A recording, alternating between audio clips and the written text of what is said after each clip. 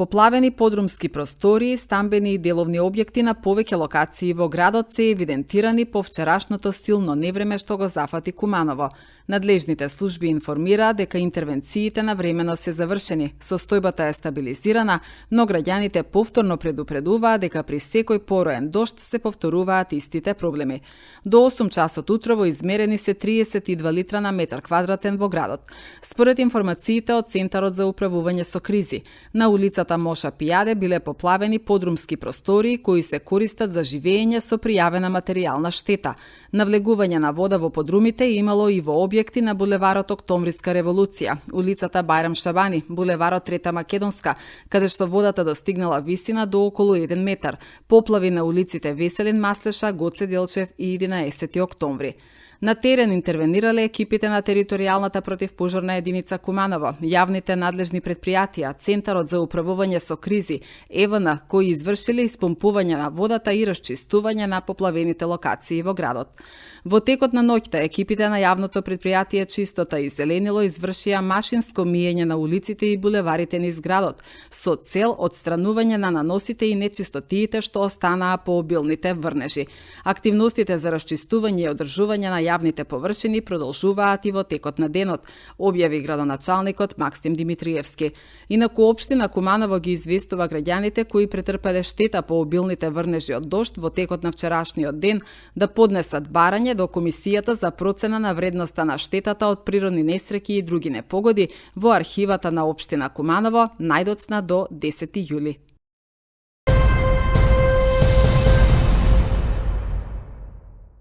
Кумановка се здобила со повреди од струен удар на работно место, соопшти денеска секторот за внатрешни работи Куманово. Според информациите од полицијата, вчера вечер во 19 часот и 20 минути во СВР Куманово од итната медицинска помош е пријавено дека кај нив со повреди од удар од струја била донесена 41 годишна Кумановка. Според пријавеното, со повредите се здобила додека извршувала работни задачи во угостителски објект на улицата Бранко Богдански Гуцман во Куманово. Увид извршила екипа од секторот за внатрешни работи Куманово, соопштија надлежните.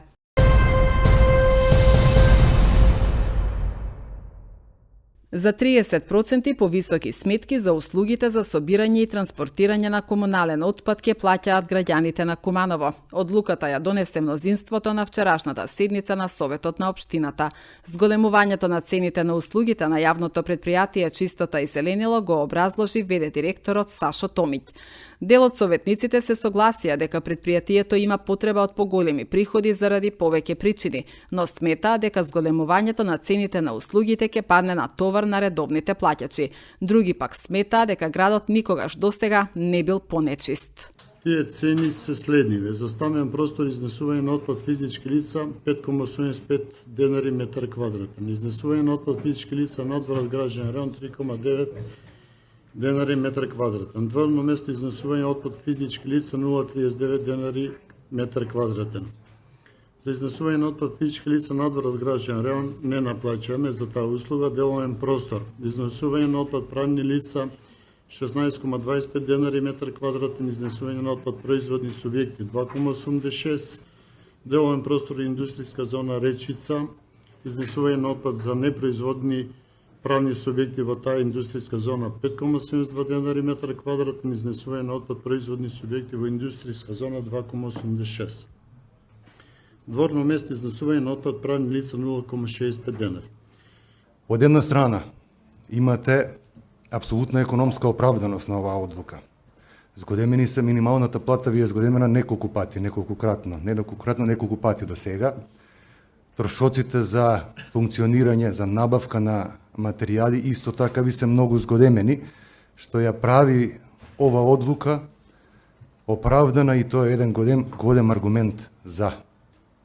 Меѓутоа, од друга страна, да го правиме тоа сега, кога што граѓаните, како што рече претходната советничка, секое покачување на цените е добро да оди со подобрување на квалитетот на услугите кон граѓаните. И сега во овој момент кога граѓаните најмногу се жалат за собирањето, односно несобирањето на смети за нечист град, ја прави одлуката дискутабилна и може да најде и на отпори на револт кај граѓаните. Тоа е тој аргумент против. Факт е дека предпријатието има проблеми и со евиденција на корисниците на услугите и со наплата.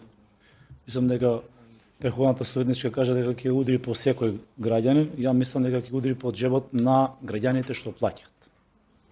А ќе се протнат пак оние што не плаќаат. Така да, значи конкретно решение, конкретен предлог е овдека во однос на ова одлука би дал да ова одлука би да ја усвоиме ваква, но јас би дал да биде покачување, да речеме, од 1 јули следната година.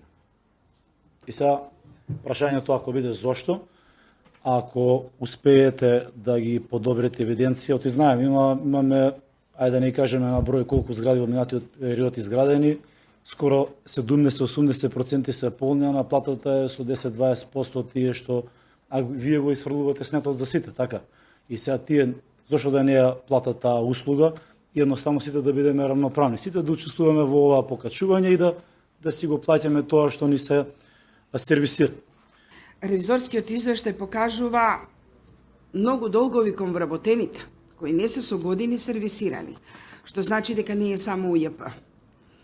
И предпоставувам дека таа грешка на менеджментот, вие ќе ја вадите од кал, колку ќе успеете не знам, но јавното предпријатие е донесено до такво дередже, што и самите признавте дека само за 2025 година загубата ви е 325.000 евра. Значи, загуба за само една година. Дали овие 30% ќе успеат нешто да ви подобрат? Не верувам. Само расне незадоволството кај граѓаните, а реално дека услугата нема да можете да ја подобрите ако немате механизација како што треба, ако немате доволен број на вработени, а вие немате ни тоа, ни тоа. На јавното предпријатие, покрај добро менаџирање, му е потребна и добра систематизација. Без добра систематизација немате квалитетно работење ниту внатре во јавното предпријатие, а ниту квалитетна услуга кон граѓаните. Ваквата одлука сега е нужна со една кратка компарација. Во времето кога последната корекција на цените е направена, минималната плата согласно закон е 14 или 15.000 денари, зборавам за нето плата. Од март оваа година е 26.000 денари. Тоа е сериозна разлика, повеќе од 60%. Како што претходно спомна директорот и како што прави анализата во вештите наводи, и одржувањето и дефектажата по сите основи има зголемување на обврските. Према тоа мислам дека ваквото зголемување е добар ветар во грб на правилното работење на раководството на оваа предпријатие и се надевам дека сите ние ќе дадеме поддршка за нешто што е правилно, а правилно е во тешки ситуации да се помагаме. Во ова предпријатие работат фер работници, фер професионалци, принципиално и се мачат за да се одржи чист градот. Дали знаете колку е нивната плата? Најниска плата имаат. Земаат најниска плата тие што работат на канта, на метла, а тие го сервисираат градот. Ако размислуваат, например, ако јас гласно сам размислам да не искочат, јас барам ромите, да не искочат ромите 5 дена на работа, цел град ќе пропадне во ѓубре. Да не ми дадат, нели, ромската заедница ако намногу работат во епачестот зеленево, и ако социјалните мрежи намногу се запаѓаат ромската заедница дека тие се кои што прават ѓубре, но всушност тие го чистат ѓубрето во градот. И да ги нема ромите, да не искочат на работа, ќе биде градот уште попрљав. Затоа ве молам во наредниот период, нели, зборам и за јавноста да слушна. Не сакам само да префалам некои моабети на сетница, но имаме 300 вработени во епачистото и зеленило. Од тие 300 очекуваат се да земат плата редовно. Знам дека самото предпријатие и самите вработени се трудат максимално со таа опрема што имат со своите кадри да го чистат градот, но сепак од една страна пак имаме и граѓаните кои што треба постепено да почнуваат и да ги менуваат своите навики на фрлање на шут и на ѓубре. Некој спомна тука да се врши мерење на самиот смет, што како што објасни директорот, тоа не е законски, затоа што се иде по метар квадратен, цена по метар квадратен, а исто така мислам дека во претходниот совет ние како совет се обидовме да введеме една акција за стварање на навики кај населението за селектирање, со тоа што им беше обезбедувано сами да се пријават, имаше и апликација, да им се носиат торби во кои што ќе го селектираат отпадот, а за тоа добива и поени, со што можеше да конкурираат за одредени привилегии, односно да им бидат ослободени од сметка или да им биде платена сметката за смет, но тоа за жал не заживее, знаејќи го нашиот менталитет. Мислам дека беа само 4-5 луѓе пријавени за тоа и како акција пропадна.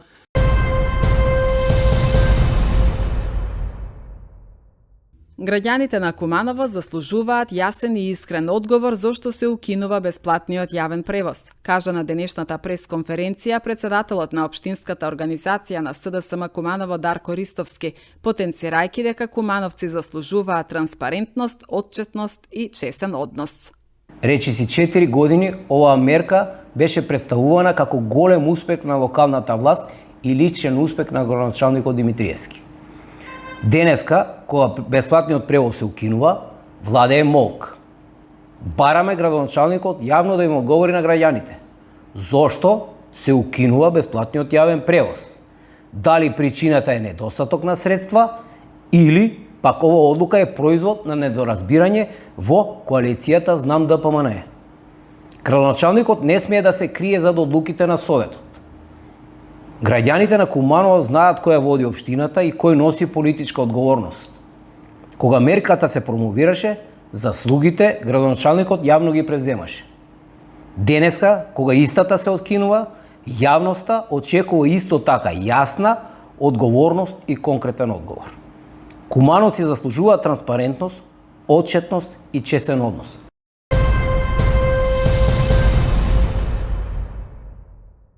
Општина Куманово со реакција на пресконференцијата на Општинската организација на СДСМ Куманово. Во реакцијата се вели: мерката субвенциониран јавен превоз се покажа како успешна и беше позитивно прифатена и користена од страна на граѓаните на Куманово. Сепак, Општина Куманово донесе одлука во овој момент средствата од буџетот да ги пренасочи кон реализација на други приоритетни проекти од интерес на граѓаните. Остануваме доследни на нашата обврска дека сите одлуки се носат исклучиво во интерес на граѓаните, врз основа на реални потреби, надлежности и можности. Приоритет останува одговорното и домакинско управување со средствата, како и инвестирањето во проекти кои носат долгорочни придобивки за нашата локална заедница. Советниците на СДСМ 2 години се против. Наместо СДСМ да поставува прашања, нека даде одговор зошто на секоја седница на Советот на Општина Куманово континуирано се против истите превозници кои во минатото им беа главна логистика, се наведува во реакцијата од Општина Куманово.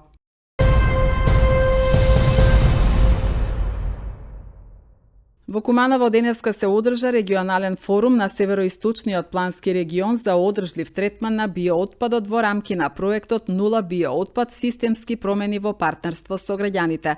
Овој проект е поддржан од владата на Швајцарија преку програмата Civica Mobilitas, а спроведуван од Сдруженијето за еколошко одржлив развој Зелен институт во партнерство со Националното здружение на сопственици на приватни шуми. Целта на проектот е да придонесе кон транзиција на општините во рамки на концептот нула отпад, преку подобрување на управувањето со биоотпадот, намалувањето на загадувањето и ризиците од пожари, поефикасно искористување на ресурсите и поттикнување на циркуларната економија. Тоа е целта, да се добијат општини каде што биоотпадот нема да се меша и да се фрла со останатиот комунален отпад, туку ќе се селектира, ќе се сегрегира, ќе се распореди според одредени фракции и како таков ќе си фати различни текови и различно ќе се искористува. Затоа што треба сите да сватиме во Македонија дека биоотпадот не е ѓубре, тоа е ресурс кој што може да донесе нова економска вредност, меѓутоа како тој и не смее да биде фрлан по ниви, по полиња, по шуми, по стрништа и да биде доведен во ситуација честопати и да се пали. Затоа што ние гледаме дека последните години имаме многу сериозни проблеми со пожари на стрништа, на отворени простори, на шуми и така натаму.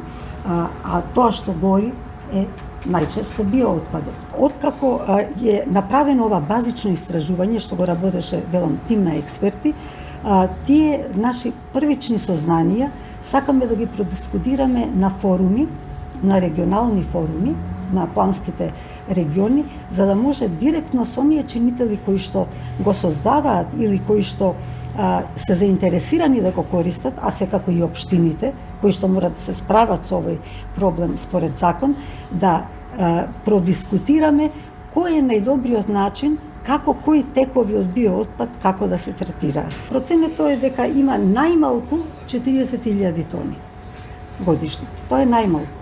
Меѓутоа, веројатно се количествата и многу поголеми, но тоа е она што може да се добие од сегашните анкети и од податоците статистички. Морам да нагласам дека се многу скромни, екстремно скромни статистичките податоци и многу базини се многу скромни и многу тешко достапни, за жал. Клучните сегменти се да направиме една, како што веќе беше кажано, една проценка колку што можеме, точна проценка на тоа колкави се количините на биоотпад што се генерираат во регионот. Че зборуваме за целиот плански регион и како тие понатаму може да се третираат. Генерално сме застанати, значи, на ниво на собирање на мешан комунален отпад. Сега истражувањата покажуваат, анализите покажуваат дека најмалку 50 до 60%, значи половина од комуналниот отпад што го создаваат домакинствата, всушност представува биоотпад. Че таа ја нарекуваме таа влажна фракција, која што се меша заедно со пластиката, алуминиумот, амбалажите, со се заедно домакинствата кај нас се уште мешаат и сето тоа оди на една нестандардна депонија се уште. Знаеме дека во иднина се планира во теке процесот за изградба на регионална депонија во кај Свети Николе, значи што ќе ги опфати отпадот од овие два региони и сето тоа е во ред, нели го почитуваме. Овде идејата е фракцијата на биоотпад, која што исто така би било планирано да влезе во тој систем централен за управување со отпадот кај Свети Николе. Идејата е тој дел да се намали, односно да се повторно искористи биоотпадот, затоа што тој има енергетски потенцијал, има хранлив потенцијал, така. Најмногу она што го препорачуваме како најисплатлива, најевтина опција е да се голем дел, голем процент од овие количини да се наменат за компостирање, значи за компост. Сето тоа не е секако едноставно, но бара понатаму лабораториски испитувања, докажување за квалитетот на компостот и подигање на свеста на луѓето дека тоа е исто така корисен субстрат за сите градинарски, земјоделски активности, за уредување на паркови, зеленила, ништо што ние се уште не го користиме доволно, зборувам во целата држава.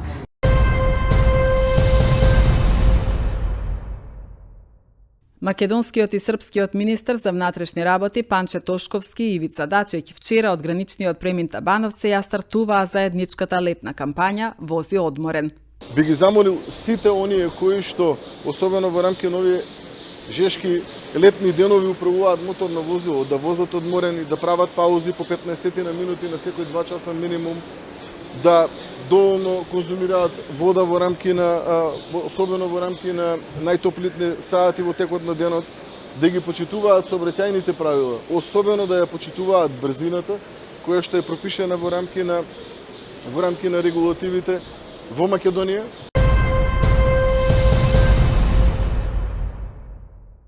По повод одбележувањето на денот на општина Чајатина, представници од општина Куманово присуствуваа на свечената седница на покана на председателот Милан Стаматовиќ и председателот на собранието Арсен Ѓуриќ. Посетата беше искористена за пријателски разговори меѓу двете страни, со потенцирање на досегашната успешна соработка меѓу општините, особено во областа на спортските активности, кои се пример за поврзување и во другите општествени области.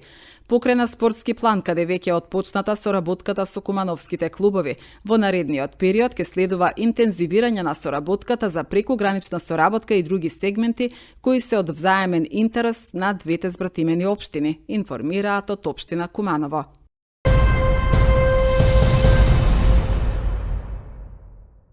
Шеснаесетгодишниот фризер и стилист Јован Додевски од Куманово освои прво место на престижниот меѓународен надпревар за фризери, кој изминатиот викенд се одржа во Тирана, Албанија. На надпреварот учествуваа представници од 10 европски држави и Тунис, а фризерите се надпреваруваа во 3 категории.